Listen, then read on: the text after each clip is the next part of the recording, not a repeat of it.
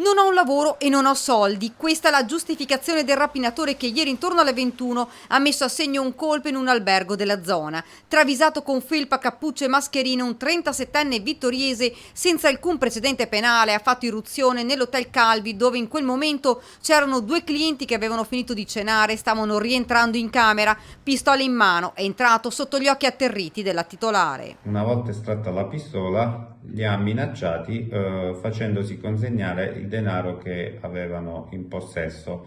Racimolata una cifra pari a circa 160 euro, ha abbandonato la struttura e si è dato alla fuga a piedi. Immediatamente è scattato l'allarme. Sul posto è arrivata una pattuglia radiomobile dei carabinieri. Gli uomini dell'Arma della compagnia di Vittorio Veneto hanno raccolto la testimonianza dei due clienti residenti in Piemonte, in zona per motivi di lavoro. Sono stati proprio loro ad indicare la direzione di fuga del 37enne, ma è stato il marito della titolare a rincorrere il rapinatore. Più volte l'uomo si è girato verso l'albergatore intimandogli di fermarsi, altrimenti avrebbe sparato, ma lui non ha desistito e lo ha raggiunto in via Madonna di Lourdes, facendosi consegnare i soldi dei clienti. All'arrivo dei militari il rapinatore aveva addosso ancora la pistola. Sottoposto a perquisizione gli è stata rinvenuta la pistola, che si è rivelata essere un modello per soft air al quale aveva tolto il tappo rosso, ed è quindi stato condotto in caserma per gli accertamenti, mentre il denaro è stato restituito alle vittime. Questa mattina il giudice ha convalidato l'arresto e rimesso in libertà il 37enne.